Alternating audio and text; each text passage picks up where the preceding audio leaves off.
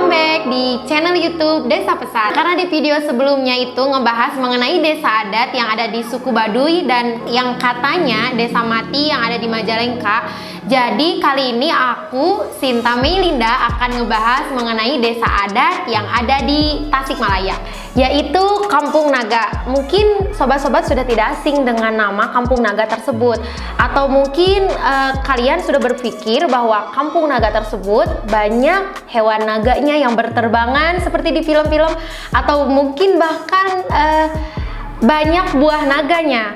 Tetapi sebenarnya di sana itu tidak ada loh buah naga ataupun hewan naga loh sobat. Di video kali ini aku akan ngebahas mengenai sejarahnya, adat istiadatnya, kepercayaannya, dan lain sebagainya. Nah, sebelumnya dukung channel kami dengan cara klik tombol like, komen, subscribe, serta nyalain tombol loncengnya supaya tidak ketinggalan dengan video kami berikutnya.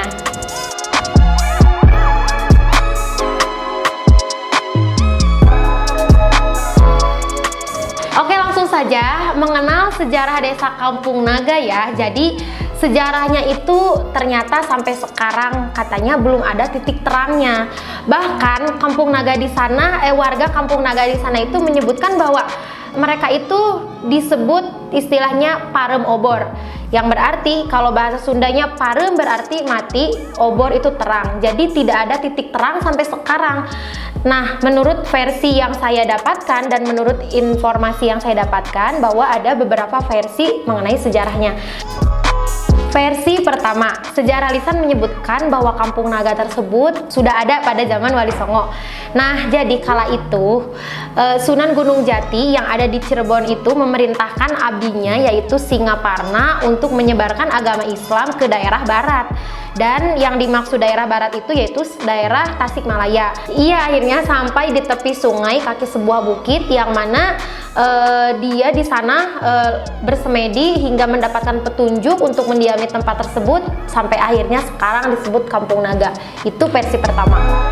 Menurut sejarah lisan yang saya dapatkan dari internet bahwa pada abad ke-16 itu terjadi pergolakan atau kerusuhan di kerajaan Galunggung. Prabu Raja Dipuntang itu berhasil meloloskan diri kabur dari kerajaan itu sama anak-anaknya dengan membawa sejumlah pusaka. Kemudian sampailah di suatu lembah atau muara kecil dan beliau di sana langsung membagikan sejumlah pusaka tersebut kepada anak-anaknya. Tetapi yang jadi bedanya di sana Prabu Raja Dipuntang mewariskan ilmunya ke Eyang Singaparna, yaitu ilmu kabodohan. Dengan ilmunya tersebut Eyang Singaparna mendapatkan suatu ketenangan hidup. Dalam proses mencari kesehajaan hidup, Eyang Singaparna sampailah di suatu lembah yang mana lembah tersebut sangat indah, aman, tentram. Itulah yang sekarang dikenal sebagai Kampung Naga.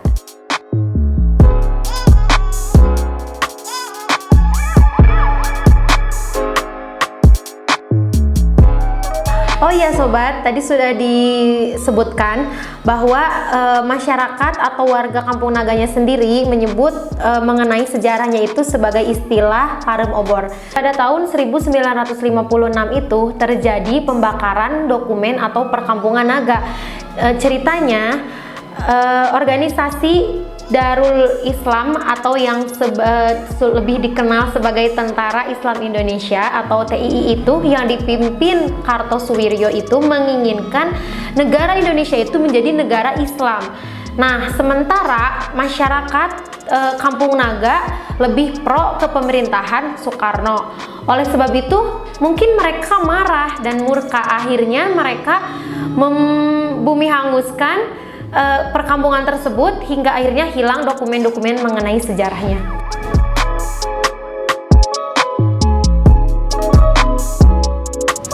Nah, letak Kampung Naga ini berada di Desa Naglasari, Kecamatan Saluwu, Kabupaten Tasikmalaya, dan tentunya Provinsi Jawa Barat dong. Di Kampung Naga ini terdapat 112 rumah dengan jumlah penduduk 294 orang dari total 111 KK atau kartu keluarga.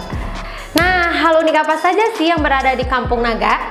Kita akan bahas ya. Yang pertama, kenapa disebut Kampung Naga? Karena kata tersebut berasal dari kata bahasa Sunda, yaitu Nagawin atau Dina Sisigawin. Dan dalam artian desa ini terletak di sebuah lembah pinggir sungai yang kemudian diambil kata naganya saja tanpa menyertakan kata wirnya. Jadilah disebut Kampung Naga. Jadi, warga Kampung Naga itu semuanya memeluk ajaran agama Islam dan mereka masih sangat menjunjung tinggi kepercayaan nenek moyangnya. Dalam artian, ketika kita menjalankan segala sesuatu bukan dari ajaran nenek moyangnya, masyarakat Kampung Naga di sana mempercayai itu akan mengakibatkan malapetaka. Prinsip yang dianut oleh warga Kampung Naga yaitu bahasa amanat, wasiat, dan akibat. Kalau amanat wasiat itu dilanggar, pasti akan ada akibatnya. Apapun yang diwariskan oleh leluhur itu tidak boleh dilanggar, karena masyarakat Kampung Naga sendiri menyebutnya dengan kata pamali. Nah, apa sih pamali itu? Nah, pamali itu merupakan suatu pantangan atau aturan yang tidak tertulis dan sangat dijunjung tinggi ataupun dipatuhi oleh semua orang. Salah satu contohnya, di Kampung Naga tersebut terdapat suatu hutan yang dinamakan hutan lindung. Sesuai dengan namanya, hutan tersebut mempunyai aturan atau pantangan tidak boleh dikunjungi oleh siapapun. Jangankan para wisatawan yang berkunjung ke sana, yang berkunjung ke Kampung Naga tersebut, masyarakat adat Kampung Naga pun beserta para petinggi-petinggi di sana tidak berani masuk ke hutan tersebut karena ya pamali.